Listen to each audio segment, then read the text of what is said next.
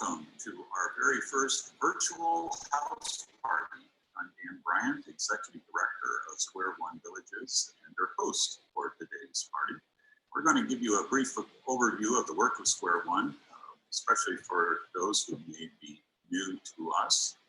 And a special treat, we have several stories to share from villagers in our award-winning pilot project, Emerald Village Eugene. So you'll get to hear directly from them. We're going to give you a tour of our newest project in a rural community in Cottage with 9 tiny houses that we are asking you to help us finish as we seek to raise $80,000 to that end. And I'm very pleased to announce that we have a $20,000 matching gift. So a great opportunity for you to double your money. Every dollar given up to that $20,000 will be matched today. You can give by going to our website, squareonevillages.org, going to your own bank using their system, or send us a check by whatever means. We hope to hear from you so that we can move 9 households into their homes this summer. And as always, when we do events like this, we like to have a time for Q&A. We want to hear from you. So there's a chat function that you will find. There's a button on your screen that you can click on to send us your comments or questions, and I'll come back later to answer those. And finally, we're going to get to hear from our board president, the ever popular former mayor of Eugene, Kitty Piercy. So we invite you to sit back and to enjoy it. Help yourself to the refreshments that we have conveniently provided in your kitchen. If you can't find them, then call our emergency hotline and we'll rush them right out to you. I'm going to help myself to a little Chardonnay, and let's get the party going. So Square One Villages began back in 2012 as a group of just community members began to organize to try to figure out new solutions to the homeless crisis that we were seeing in this community, as in most communities, especially here on the West Coast. And we opened our first project, Opportunity Village Eugene, in the summer of 2013, built with a lot of volunteer labors and with some of the participants in the program who were working right alongside of us, and spent about 9 months building that and finished that project the following spring. It's a wonderful little place for about 30 to 35 people where they can get off the street and have their own place, a sleeping cabin where they have that privacy and dignity of being able to sleep in their own room. Community facilities, a yurt that serves as the community living room, an outdoor kitchen, a heated bathhouse, the very basic necessities. And we have helped over 200 people now since our opening 7 years ago, and I'm pleased to report nearly 60% of those have been able to transition out into their own home. And then from that project, we branched out because we quickly discovered that for many of the people we were serving, there was literally no place for them to go to. There's such a dearth of affordable housing, especially for those small households of 1 or 2 individuals. And so we decided to build our own and launched Emerald Village Eugene, purchasing that property in 2015, beginning construction, and in 2017, now fully operational, and very pleased to hear from the residents themselves as they tell you what it means to have their own place to call home. Living in Emerald Village, what's the impact been on you and your life? Absolutely phenomenal.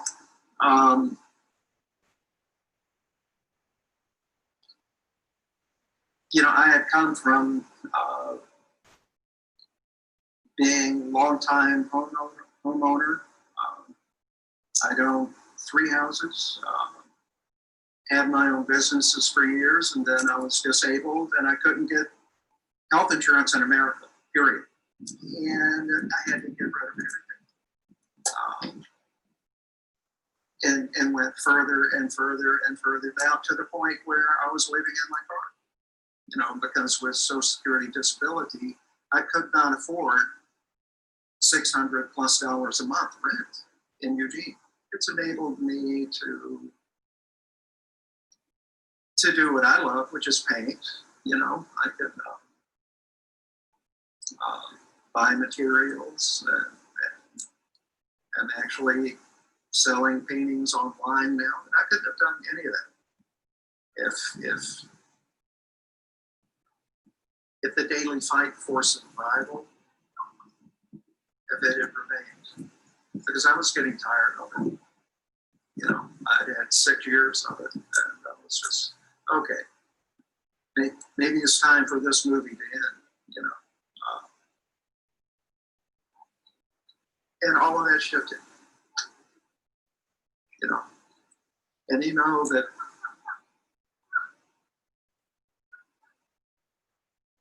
you know, if you're physically injured, if you're emotionally distraught about something, you've got close neighbors you can talk to and people who support you. It's improved my life. I was homeless for 3 years, living in my van or wherever I could stay, and now I have a permanent place, and I love it. I like the people. I can afford the rent, electricity, and all of that, and I've made a lot of new friends, and I like it. I like it a lot. I can bring my great grandson here, and you know, he's safe, and I'm safe, and I really do like it. What's it like to live in community? It's taught me a lot. I never lived that way before, and it took a little getting adjusted to. But I just keep meeting new people, and I'm happy with the people that I have around me now, and it gets better all the time. I like working on one of the committees. I'm on the outreach committee, and I like doing that. And I like giving the tours a lot. So I'm a pretty people person, and so that fulfills that for me. It's made my heart happier, my mind happier. It's like, oh, get up. It's nice. I like seeing it like growing out of the ground, the construction and everything else that came with it. It's just a good feeling. It has been a godsend. First of all, I was afraid I was going to spend the rest of my life in the backseat of my car, and when it died, it was on the street. So getting in here, I feel very, very lucky. And I find that having my own bathroom and having my own kitchen and having electricity and a door that locks so that I'm safe, it's taken a load off my mind. It's taken away a lot of stress. And because I've been able to assimilate back into living in housing instead of being in survival mode, I've been able to start developing my creative side again. And part of that is my resin work. I make cups and water bottles, cute little coasters. I don't know what I would have done without this place. I almost died here. And if I'd been still in my car, I'd probably. So I'm thankful, very thankful. Houses are tight. You have to get used to paring down expectations, square footage and whatnot. But I'm not only very fortunate to be here, but there would probably be no way I could go back in the market of apartments now. It's a great landing spot. Really appreciate this.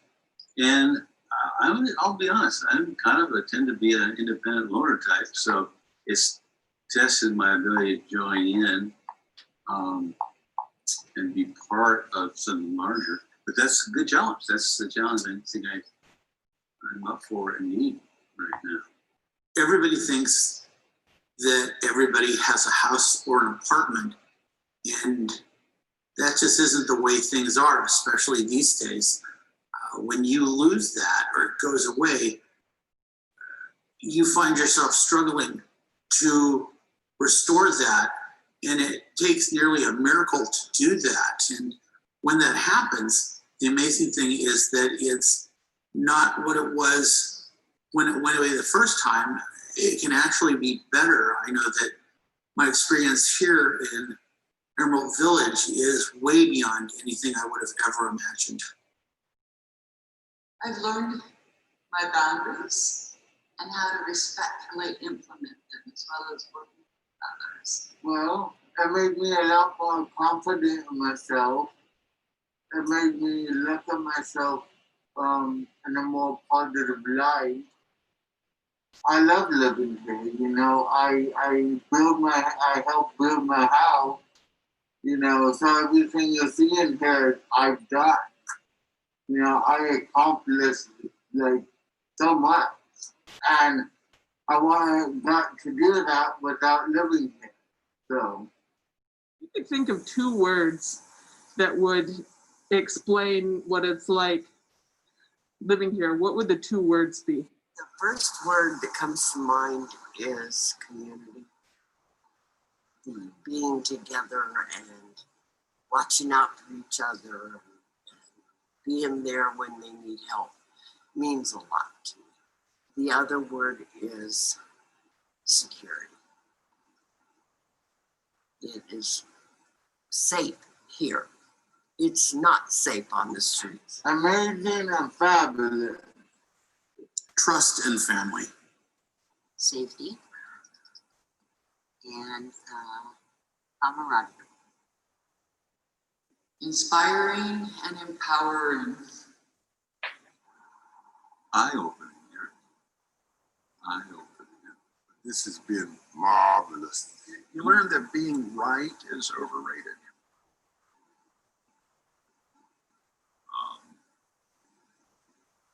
But if I boiled it down, I could boil it down to one word, which is love.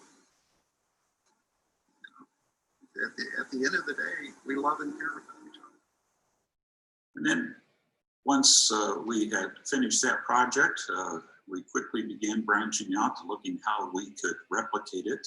We found a group of community members in Cottage Grove, the Cottage Village Coalition, that were already working, reached out to us, and so we formed a partnership, purchased an acre of property with help from Meyer Memorial Trust, and began then building that project, eventually 13 tiny homes, but 9 that are right now under construction that we're seeking to finish. I'm very pleased to have Bruce Kelch, the chair of that coalition, with us here today, who will give us a tour of Cottage Village. Welcome to Cottage Village in Cottage Grove, Oregon. This is the site of our tiny house village project. We've got 9 houses we're going to show you today that we need your help in finishing up so people can move in this summer. We'll start here and we'll do a tour of the whole site.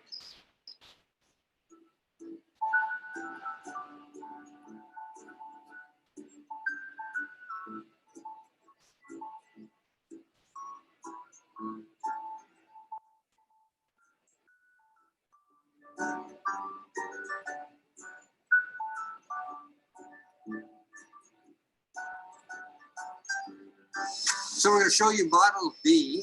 That's 284 square feet on the floor and 116-foot loft. And in the loft, you'll notice that there's a sprinkler. There are a couple of sprinkler heads in the house. That's for safety reasons. So the fire marshal assured us that people can use the sleeping loft.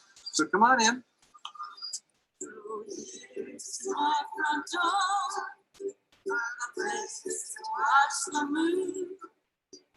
To welcome in a friend or sing a tune.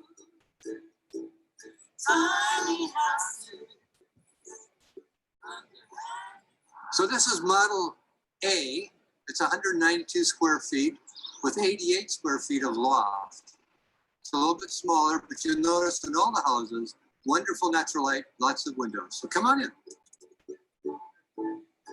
Tiny houses in my town, make good places to settle down. Tiny houses make me glad all over. This is a view of the site on which we are building our 13 tiny houses. This was taken in 2017, and the land and the house on it was purchased through a grant from the Meyer Memorial Trust. The location, as you can see by the aerial photographs, really is in a great neighborhood. It's also close to schools, it's close to services, it's close to shopping. So part of the decision in buying this particular parcel was its location. You'll see in the next picture that this is a photo of Presbyterian women raising the first wall of the first tiny house. The next big grant we received, which gave us a great boost, was from the Presbyterian Women's Birthday Fund. To save costs, the foundations for all 13 houses were poured at once. As you can see in this photo, the more walls are going up. The walls are put together and assembled in the large workshop that you saw before, and this speeded things up. Square One Village's carpenters kept the project moving forward. In January of 2019, we received a $500,000 grant from Lane County, which gave our project a huge boost and allowed us to move forward much more quickly. You can see in the last photos that the houses are starting to be painted already. The lofts have a sprinkler system in it, so they can be used for either sleeping or for storage. You've had a chance to tour the village. I hope you've been impressed with what you saw. We have 9 houses that need to be completed. We need $80,000 to do that. We have a $20,000 matching grant, which will be part of that. We need and want your help complete these 9 houses so that 9 households can move into the village this summer. And now, lastly, we would like to bring a special message from our board president, Kitty Piercy. Kitty? Hello, everybody. As a mayor of Eugene, wonderful city for 12 years, it was really clear to me that we had a big issue with affordable housing, safe housing for everyone, and a lack of it in our community. And we needed to be innovative about it and come up with some creative ideas. I guess I would also say that the money that was available for affordable housing didn't allow you to be very innovative. So Square One had to, and I watched them in the very beginning, had to figure out how to build more housing, get a better bang for your buck, and do it here from Eugene with the kind and great donations of the people of our community. So I watched, and as you have, I'm very proud of the work that Square One has done. Every project, from the transitional housing at Opportunity Village to the housing, real housing with equity at Emerald Village. And now here we are taking on this other really amazing thing to try to do, which is to have a village in a rural community, Cottage grow. And we're determined to make that happen. And as you heard Dan say, we're well on our way. We have 9 of those, and we need to complete that.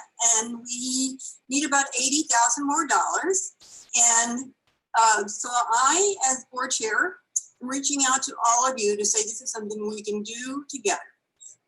We can raise this money with the help of a generous donor who's going to match $20,000 of it. So it's a great opportunity.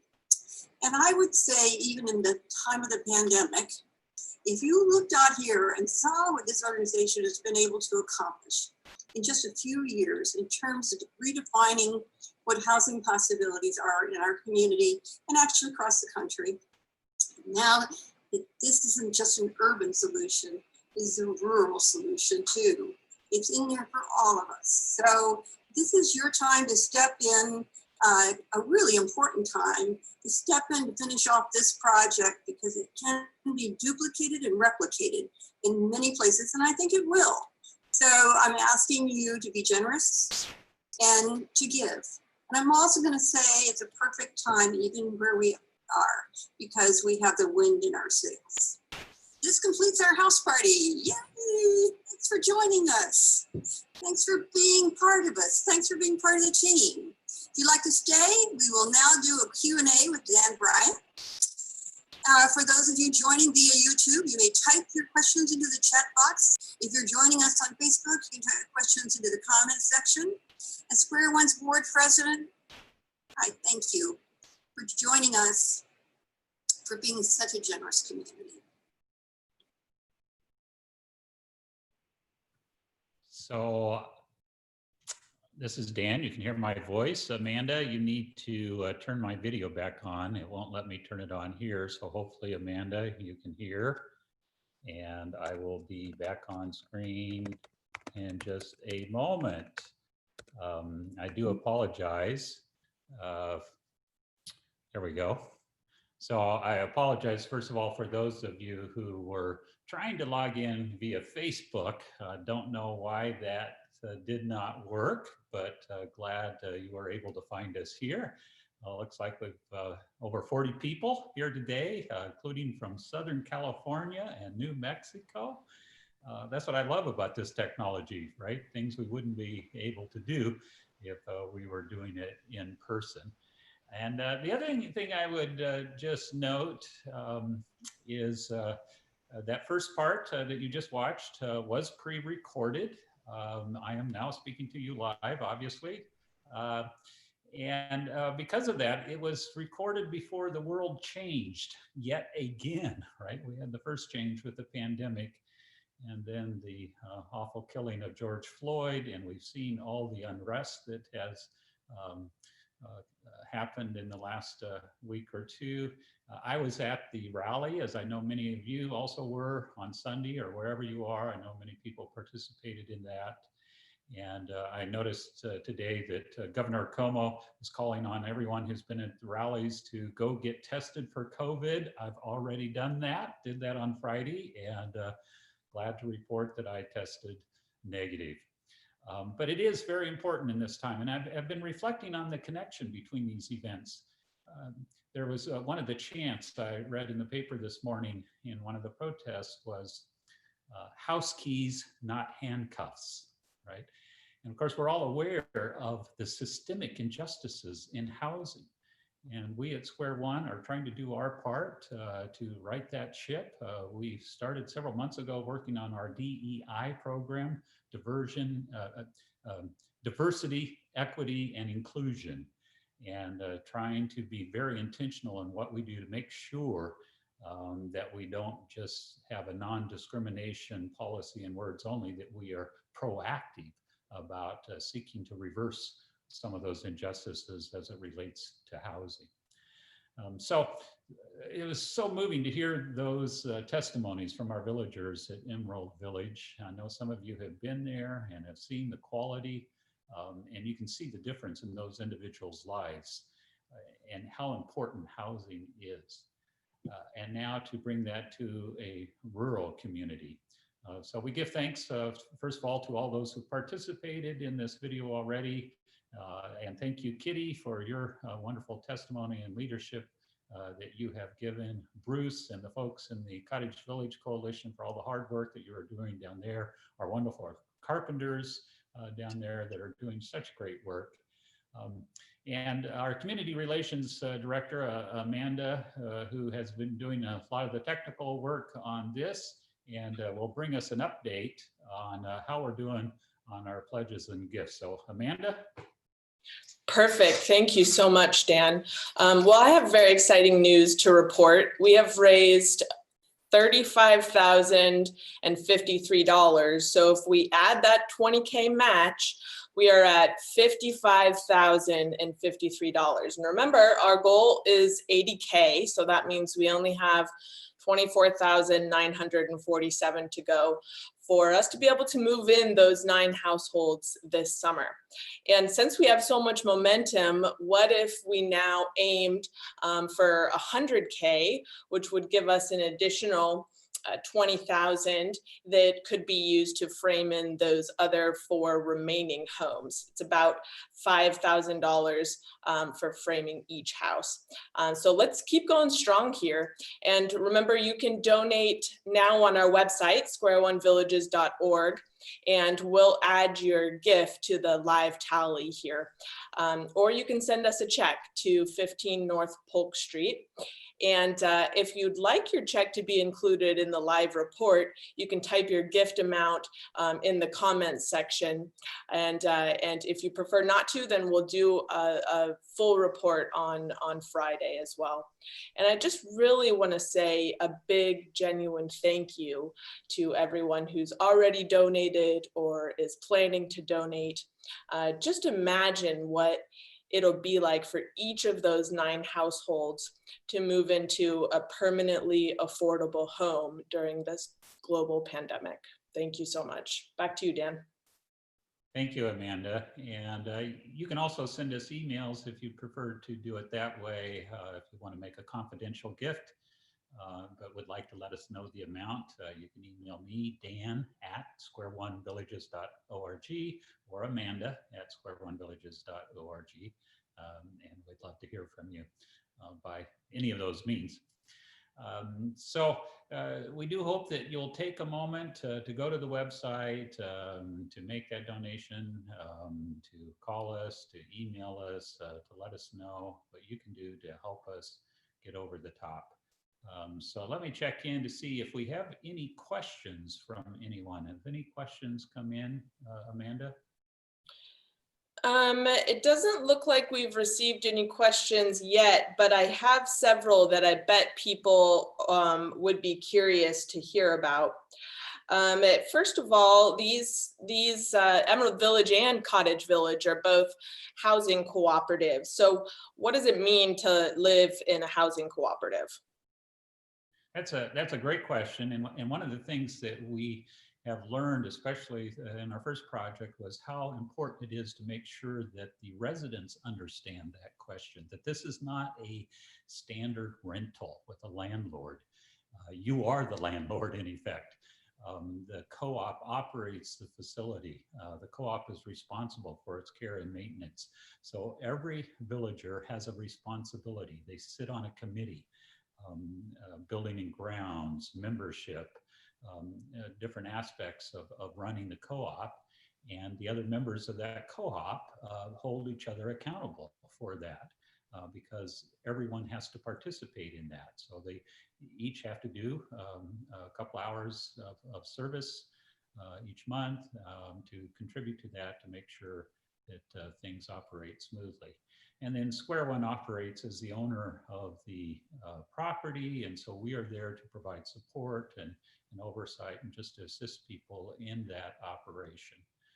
So it's different than living in your own home, but you heard some of the testimonies from those villagers of that sense of community partly as a result of that, in that they do have to be a little more engaged than in a typical housing complex where they are working with the other villagers.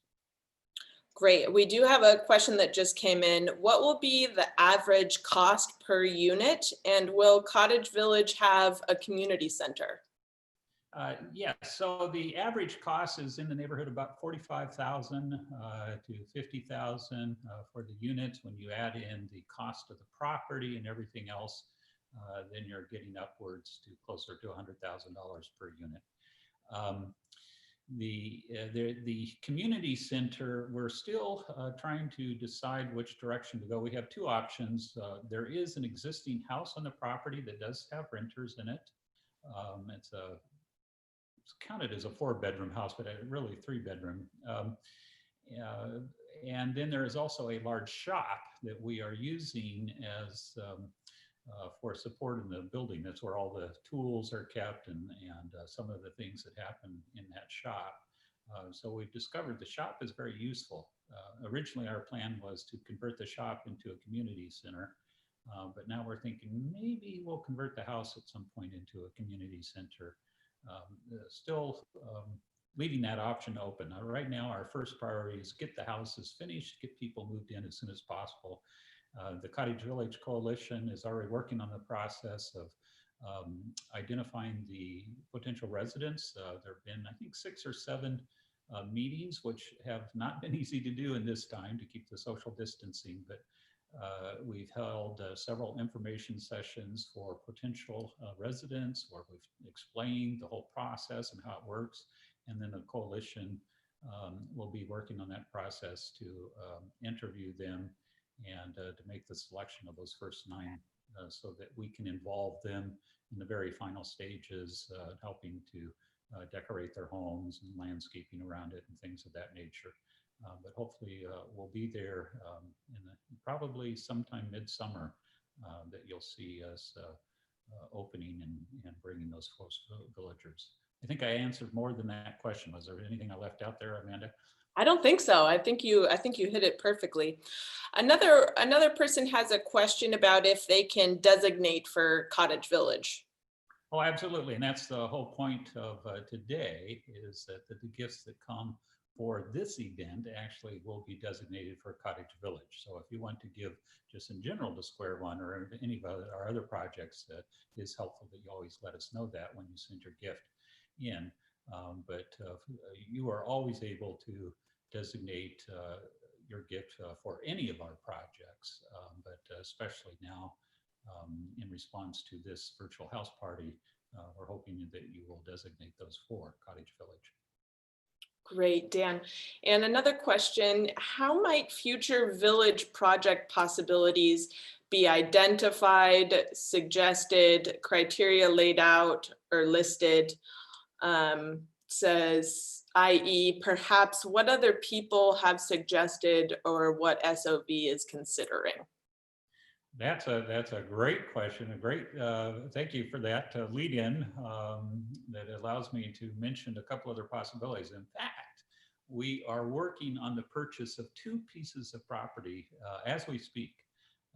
One in North Eugene and one in the Train Song neighborhood. The Train Song property is actually being purchased for us from a generous donor. Quite a large piece of property, over 3 acres. The one in North Eugene, we will be dependent upon seeking a grant from the Oregon Housing and Community Services through the LIFT program. And both of those projects, we plan to make them pretty much the same, similar style as Emerald Village and Cottage Village, although increasing the owner buy-in, so that, or the resident buy-in, so that they actually own a larger portion of the project, potentially even their entire home. But that'll take some work to do and to figure out that financing. In terms of other characteristics of those projects, there's just a lot of possibilities. In the one in North Eugene, we're talking to the church that actually owns the property about their involvement in the project and who they would like to serve as a congregation. So working in partnership with them to make that part of their legacy. It's a very small church that bought a large piece of property back in the 50s with the hope of growing. They didn't grow. Now looking how they can preserve their legacy as a small church. In the Train Song property, we're exploring possibilities of how we might involve the potential residents in that project early on, to possibly do some job training, to involve them in the actual construction or landscaping, depending on what their interest is, but to do something that would give them some skills as part of that project. So we'll see. Lots of exciting potential there. That's great. Perfect. So I just want to say that, say thank you so much to the 10 donors who have now donated over $1,800, including one gift that's a $100 per month gift. So I just wanted to let people know that that's always an option as well. If you'd like to make a monthly gift or an annually recurring gift, there's that option on our website as well. And for we offer membership options for donators. for donations that are $5 a month, $10 a month, or $25 a month. And that gives you access to our full village toolbox. So it has just a gold mine of resources that we've included with building and operating Opportunity Village, Emerald Village, and Cottage Village. So you can get all kinds of resources for that as well. Amanda, I'll just share as one of the great stories. I just had a conversation this week with a gentleman in Baltimore who's wanting to turn some of the vacant properties in Baltimore and is getting some support from the city that they're working with, because they have a lot of vacant properties evidently in that city that have been abandoned. And he was asking me for, so, you know, how can I learn and find out about all these things? And I said, well, I tell you what, we have something for you, you know, just make a small donation, you know, that $5, $10 a month, what have you. And that unlocks the toolbox and gives you all these resources about how to build a village. And he was so excited to discover that. So, and that's just one story. We have repeated that many, many times with folks in different communities all around the country who are learning from our example. And our monthly sustainers make such a difference in our work. We have over 100 of them, and annually with our monthly givers, some of which are very small gifts, we bring in over $42,000. So, you know, being part of something much bigger. Another question, it looks like, so how are people selected to move into Cottage Village? So the way the selection process works, we first of all have reached out to the community in Cottage Grove because the priority is for people from Cottage Grove to be housed in this project. So we have been contacting various agencies, social service agencies, different community groups, and particularly reaching out to any group that we could find of underrepresented people, low-income individuals, disadvantaged populations, to get the word out. Here's a very affordable option for you. And then those folk turned in applications. I believe we received 23, memory serves me right, out of that outreach effort. And so we now have those applications. So the next step is now reviewing those applications, doing the standard things, background checks, income verification, things of that nature. And then once we've done that kind of paperwork, then there'll be interviews. And I'm not sure the interview process, but quite likely using, you know, Zoom technology or some kind of technology like that for those who have it. One of the challenges we've discovered, of course, is that when you're trying to reach particularly low income individuals, they don't have access to that technology. And so it was a little extra effort to get the word out to those folks. So we'll do, you know, practice social distancing, meeting, you know, and keeping a distance, wearing face masks and things of that nature, but still doing an interview process. So the things that we look for, besides the fact, can you pay the rent? You know, you start with that basic thing. Do you understand that you have a responsibility and are you able to fulfill that responsibility? If you have a physical disability that prevents you from doing, you know, the kind of physical work, there are other things that you can do on the business side of things, and membership committee and the like. But still, are you willing and able to do that work? And then are you a person that can work with others? Because in a co-op setting, you've got to be able to do work with the other villagers. So for looking for those kind of characteristics, and then finding the people that are going to, you know, be the best group possible that we can find to work together to make the co-op work. Right, great. So before I ask these next couple of questions, I just want to continue thanking people. You guys are so generous. We have 14 donors now, one $4,000 gift just came in, and several other $500 gifts. So now we're sitting at 6,500 that we've now raised. So I just wanted to give that live update. Okay. what are the requirements for someone to qualify to live at Cottage Village? I don't think we really hit that, did we? Well, not really. Yeah, I guess the one thing I left out is the income requirement. So you have to be below 60% of the area median income. I don't have those figures right off the top of my head, but I think it's somewhere in the neighborhood of $24,000 in annual income. So that's the max. And then the minimum is basically you have to show that you can pay the rent. And generally the rule of thumb is that you have to have 3 times the rent. So our units are in at 400, 450 in that range.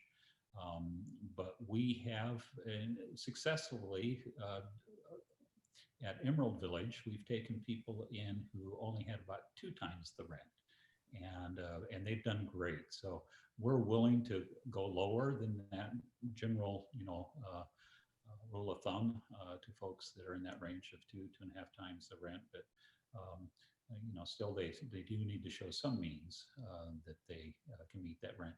And the other thing to keep in mind, these are tiny homes, so it's not ideal for a large family. Of course, I've always liked a kid that a tiny home with 2 or 3 teenagers is a recipe, for not a good outcome, right? But certainly a couple with a single child in our larger of our homes could work, or an individual or a couple, but people that understand and want to live in a tiny home in that co-op setting. And then secondly, as I did mention, Cottage Grove. So with a preference for local people who have some connection within the last year. So if they moved out of Cottage Grove, and they had a residence there previously, they would qualify. And then once we have filled from all of those folk, only then will we look at individuals outside of the Cottage Grove area. If we cannot find 9 from Cottage Grove, then we'll consider others. And again, preference would be for someone who has some kind of connection. So maybe they have a family member who lives in Cottage Grove, or they have a job in Cottage Grove and they want to move to Cottage Grove, those kinds of things. Great, great. And I do have the exact numbers here. So we have 2 different models, as you saw in the video. Model A is a little bit smaller. So the monthly charges, the monthly rent is $350. And to qualify for a 1-person household, they have to make between $750 a month to $1,896. For a couple, it's between $750 and $2,167. Now for Model B, that's going to be the $450 a month rent. So for 1 person, the income limits are between $900 and $1,896. And for a couple, it's between $900 and $2,167. Thank you, Amanda. I'm always glad to have someone who can back me up with the exact numbers when I don't have them off the top of my head. You got it. So Dan, what does permanently affordable mean?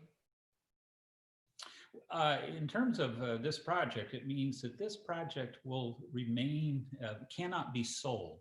It cannot be turned into fair market value housing. That the residents won't be able to, cash out their good luck, right? And sell it to somebody who's willing to pay twice as much in order to get into this. And we had folks who wanted to buy into Emerald Village who were willing, to put some money on the table. And we said, no, this is an affordable housing project, and we have criteria and so on and so forth. But at any rate, permanent affordable means the Square One Villages operates as a land trust. We hold, as a nonprofit, we hold that property in perpetuity for affordable housing. And the co-op cannot unilaterally, turn around and decide to cash out and make a bunch of money off of it. There are guarantees that we put into the project so that there is a small increase in value, not to exceed 6%, generally speaking. So their asset, their share of the co-op will have a small increase in value. But again, It can't just go, if, you know, the housing market suddenly shoots up in Cottage Grove, they can't turn around and make a bunch of money off of it. So that it will remain affordable for every person that follows. And that's also why the residents don't own their home outright, right? They own a share in the co-op, so they can't sell it at market rate. Correct. Okay, great. And let me see if there's other questions coming in here. There is one. Are there asset limits that count against income, i.e. the value of your car? You know, that's an interesting question. As far as we're concerned, no. However, I'd have to get back to you with to be absolutely sure about that. I think where assets come into play is when someone is on disability, for instance. In that case, then there is an asset limit that's set by the federal government because of their disability payments. But as far as we're concerned, you know, yeah, sure, if someone comes in and they own a vacation home somewhere, no, we're not going to consider that. But otherwise, if someone happens to have a newer model car, for instance, which would be the likely thing, that will not count against them. And another question, rent will include utilities, correct? Not in Cottage Grove. In this case, the utilities is in addition to. That's in addition, okay. We did include utilities, but the Cottage Grove project will not. Okay. And are there ways for general community members to be involved and engage with the Square One community, mostly thinking pre and eventually post-COVID? Yeah, great question. Yes. So we'd love to hear from folks, particularly people who have certain skills that they can offer in the building trades or landscaping and things of that nature. We have involved many volunteers, particularly at Emerald Village. We've had a number of volunteers at Cottage Village. And another great story is we had an architect firm in town that got the PPP grant, the Payroll Protection Plan, and as a reason, but did not have as much work and had a couple of employees who only had about half of their work to do, and so lent us those employees to do some work for us. We all are always looking for people to be involved in one way or another. Fundraising is another, activity that often needs a lot of people. We are planning still to have a paella event this summer, late summer. We're not sure what it's going to look like. Likely, well, most certainly it will not be the big event, 300 people underneath a tent at King Estate, unfortunately. So we're exploring alternatives of some kind of drive-through event where people pre-order their paella. But still, we're going to need a lot of volunteers to be involved in that event towards the end of August or maybe early September. We had set a date, but due to the pandemic, that's everything's a little bit in flux. So just let us hear from you. Check in with Amanda, send us an email, let us know your interest. We'll find a way to plug you in for sure. Yeah, great. So now you talked a little bit earlier about the cost per unit to build. Can you compare that against a cost per unit with these bigger apartments and things like that? Well, the one comparison I can make, because I did a little bit of research on this, is how most affordable housing is built. And oddly, affordable housing is more expensive to build than most fair market housing. Why? Because affordable housing typically is built with government funds. And because of that, there are additional requirements, both in terms of quality and reporting and paperwork and all the steps you have to go through. So the average cost for a affordable housing apartment in this community is in the neighborhood of $250,000 to $260,000. I've heard reports of other communities of over $300,000. So ours is coming in at a third of that. Now, granted, they're smaller than those units typically are, But still, we are able to provide 3 times as much housing for the same amount of money due to that combination of the size and the way that we do our work, not having to fulfill all the requirements when government subsidies are involved.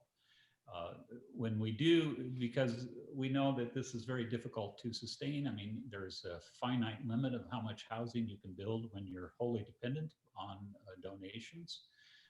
So in our future projects, we are looking to acquire some government grants and that we know are going to require us to engage in some of those things that other places have to do, but still we're hopeful through the other things that we've learned to still keep the cost to less than half of what typical affordable housing costs. Great, great. And you know, can you talk about some of the other benefits that people in our villages have that someone living in an affordable housing apartment complex wouldn't have? So I think there are 2 primary ones that I feel where we do better. And one is there's something about having your own home that's a contained unit, being able to, you know, landscape around it, you know, just that sense of this is my home that's a little different than when you're in an apartment building. That our villagers just love that sense of this is my home. The second is that sense of community, being in a village where there are other people that you can relate to, support you. One of the things that we've seen at Emerald Village is our residents that have cars often give rides for those who don't. And so I've just seen a lot of that, of going to the grocery, trips to the doctor, what have you, helping each other out in different ways of that nature. And then it's just that sense of working together as a community and the pride that you have from something that other people look to. I mean, there have been so many tours at the village before the pandemic started. We at times felt like that we were, you know, impeding on their privacy of their home, but most of the villagers actually love that opportunity. And several, at least, were just so proud of their homes. Anytime I brought someone through the village, they would immediately open it up and start talking about it, of that pride that they have. And it just exudes from them naturally. So that was just always fun to be a part of. And I hope it won't be too long before we can do that again. Of course, in this time, you know, we've stopped all of our tours for the safety of our villagers. By the way, let me, since I'm on that topic, no one has asked this, but particularly at Opportunity Village, our transitional shelter program, we've been very concerned about the health of our villagers, and we received a grant from the Oregon Community Foundation, a couple of grants from United Way to protect the health of our more vulnerable villagers by putting them in motels for a brief period, by purchasing the personal protection equipment, making sure we have lots of cleaning supplies on hand, bringing in an additional porta potty, just to provide some separation, a hand washing station, things of that nature. We had a bunch of face masks donated from the community, then we purchased some more, and you know, things of that nature. We're really working hard to protect the health of our villagers. We have a clinic coming out on Wednesday to provide testing to all of our villagers. So taking the health of our villagers very seriously in all of our projects. So that's why we don't do tours. We had planned to do a big event at Emerald Village to say thank you to all of our donors and host a meal for our major donors, and we had to put all of that on hold, unfortunately, trying to find other ways to do that. But this pandemic makes it so important, right? It's just so obvious of how important this work is. When you don't have shelter, you are at risk. And for our folk on the street, I mean, that risk now has just upped scale significantly. Unfortunately, the community responded in some wonderful ways. The temporary camps to allow people to shelter in place. You may have heard that most of those are closing down. The folks at the fairgrounds have had to leave this weekend. That was, I think I heard 140 people at the fairgrounds that had to leave. Where are they going to go? The city's trying hard to identify new campsites for folk, but still, campsites are not an adequate solution. And so providing housing like this is the solution for everyone. So we just so appreciate all the support we've received to make this happen, and just hope we continue to expand to provide more true housing for our citizens in need. A quick update, we just received a $5,000 pledge over a phone call. And with several others coming in, we're over $12,050. It looks like someone emailed you, Dan, an amount that they are going to send via check. So we're not sure what that amount is yet, but one question, we only have a couple more minutes, 2 minutes here, but can you explain the difference between OVE and EVE, and the reason that we would need to house people in motels? Sure. Opportunity Village is a transitional program. They're sleeping cabins with no electricity, although a couple of them do. We've allowed extension cords due to medical needs. But they're just bare bones cabins, just a place for a bed. But you have that privacy of a little cabin where you can sleep. There are common facilities, a common cooking area that's an outdoor kitchen. There are refrigerators and freezers. There's a big yurt that's a community living room. But the point is, it's transitional. It was to get people off the street, to help them stabilize their lives, to prepare them for true housing. And nearly 200 people that we've served in our 7 years of operation, about 60% of those have transitioned out successfully into more permanent housing. Whereas Emerald Village, Cottage Village, these are true permanent homes. They have their own bathrooms, they have kitchenettes, bedroom or a studio, so they do qualify under the definition of a habitable space under the International Residential Code for homes. So they are true housing. We felt that at Opportunity Village, because we have several villagers there who have significant respiratory issues. One individual that's on oxygen, for instance. We felt for these individuals, if they got infected with a virus, it potentially would be life-threatening. And so with a special grant we moved those individuals into motels temporarily to give us time to put protocols into place, to get other things in place, to make sure that we could protect their health. And now, that's really not sustainable just because of the expense of that. So now we're preparing to move those individuals back and putting those protocols into place to protect them at the village. So that was the reason that we felt that we needed to be proactive, because we didn't know what was coming. We didn't know, how severe the virus was going to be. Fortunately, now we know that Lane County, for whatever reason, has very low rates of infection. So that's reassuring. And as long as we do a good job, all the rest of us, with our social distancing and being smart about it, that we can keep it that way and protect the more vulnerable, not only those in the village, of course, but throughout our community. Perfect. Well, this completes our house party. And I just want to say, again, just thank you so much for the people who joined us, the people who gave, the people who plan to give. We really couldn't do this without you. Any closing comments from you, Dan?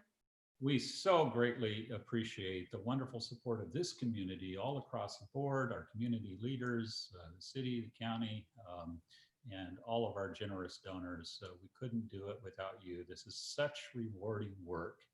And I just can't say thank you enough for the incredible support that you show. And I look forward to that time when we can all celebrate together in one space under one roof once again.